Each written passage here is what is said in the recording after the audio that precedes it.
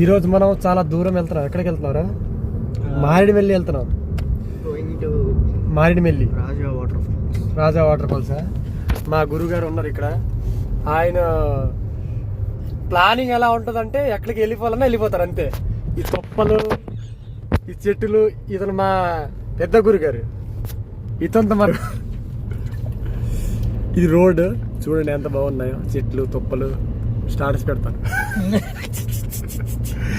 ఈ తొప్పలు, రోడ్లు